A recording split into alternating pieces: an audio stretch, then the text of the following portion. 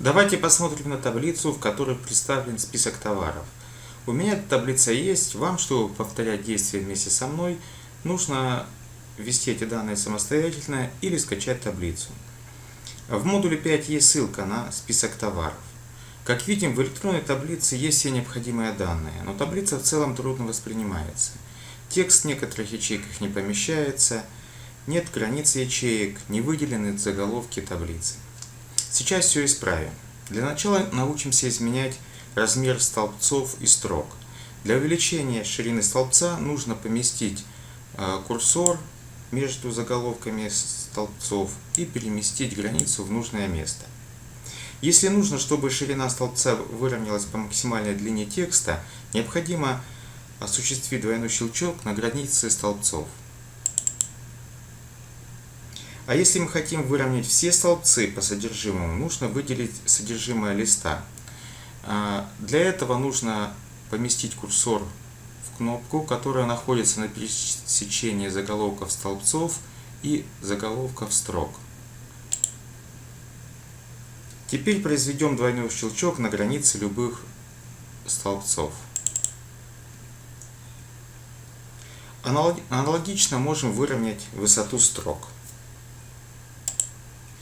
Если мы хотим, чтобы при фиксированной ширине столбца весь текст отображался в ячейке, нужно выделить эту ячейку, а затем в контекстном меню, напомню, вызывается правой клавишей мыши, выбрать команду в формате ячеек.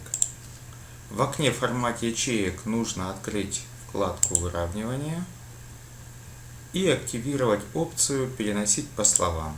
Затем нажать на кнопку «Ок». В результате текст помещается полностью в ячейки. Для вызова вкладки выравнивания можно было также использовать мини-кнопку панели выравнивания. Дальше научимся делать обрамление таблицы. Для этого выделим все ячейки и выберем инструмент границы панели шрифт. Как видите, здесь можно выбрать различные варианты установки границ ячеек. Нам подойдет все границы.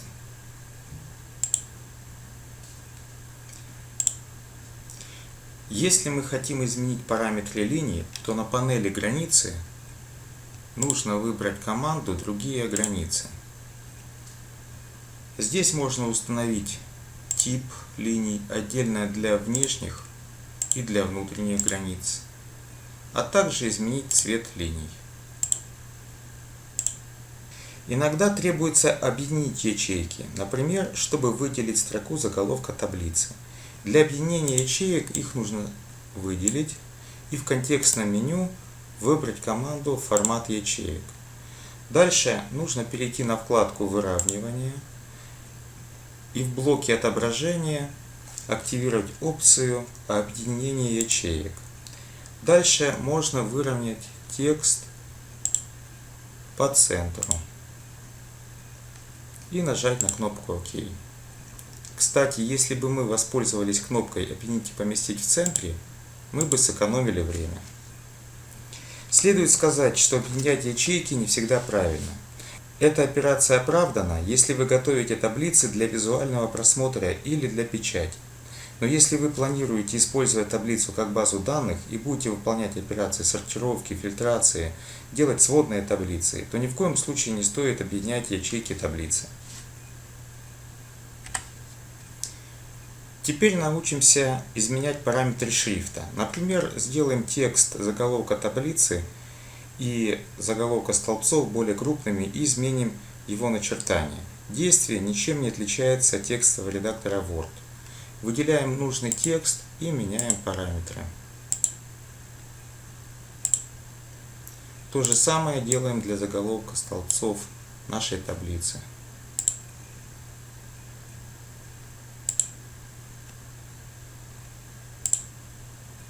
Сделаем так, чтобы текст помещался в заголовках таблицы. Напомню, нужно вызвать формат ячеек и активировать опцию «Переносить по словам».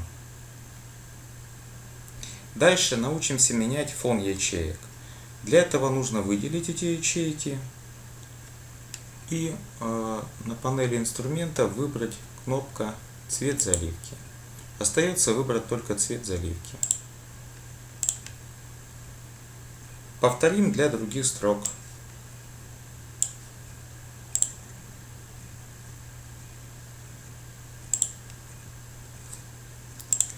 Для изменения параметров шрифта, границ ячеек и их заливки можно использовать соответствующие вкладки окна «Формат ячеек».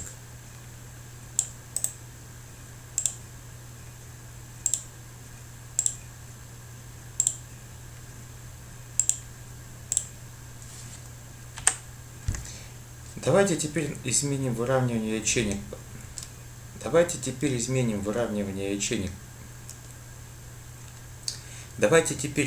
выравнивание ячеек по вертикали и направление текста в ячейке. Чтобы выровнять текст в ячейках по вертикали, выделим их и снова откроем вкладку «Выравнивание окна формат ячеек». Затем в списке по вертикали выбираем вариант по верхнему краю. Если нужно изменить направление текста, можно воспользоваться инструментом ориентация. Выбираем инструмент «Надпись» и меняем ориентацию текста. Или используем счетчик градусов. Применим наши изменения. Чего еще не хватает в нашей таблице? В столбце «Цена в долларах» неплохо бы, чтобы после числа был знак денежной единицы. Как это сделать? Попробуем использовать инструмент «Формат ячеек». Сначала выделим все ячейки столбца «Цена в долларах». Откроем окно «Формат ячеек» и перейдем на вкладку «Число». Здесь представлены разные числовые форматы. С некоторыми из них мы познакомимся в ходе наших лекций. Сейчас нас интересует формат денежный. Выберем денежную валюту доллар США.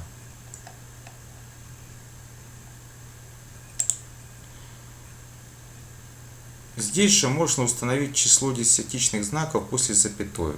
Оставим 2. Смотрим результат. Знак доллара отображается в ячейках. Но если мы посмотрим в строке формул содержимое ячейки, то увидим только число. Никаких других символов в ячейке не содержится. Знаки валют отображаются лишь на листе книги Excel. Аналогично добавим знак рубля в столбцах «Цена в рублях», «Сумма продаж» и «Сумма остатков». В прошлой лекции мы выяснили, что для выделения ячеек, расположенных не подряд, нужно использовать клавишу Ctrl на клавиатуре. Выделим ячейки и установим валюту рубли. Так, цена в рублях, сумма продаж и сумма остатков.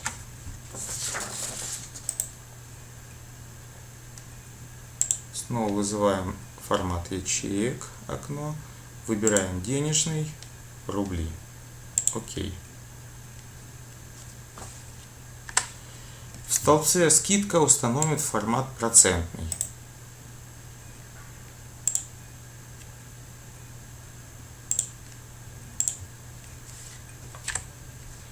В Excel есть функция изменения формата ячеек в соответствии со значением данных, которые там хранятся.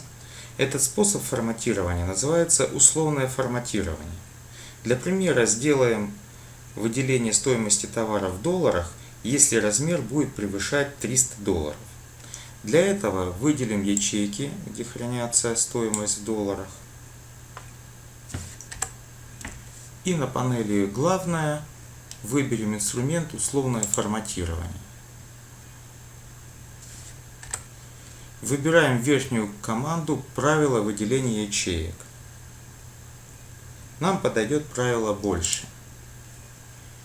В окне «Больше» устанавливаем условия форматирования 300.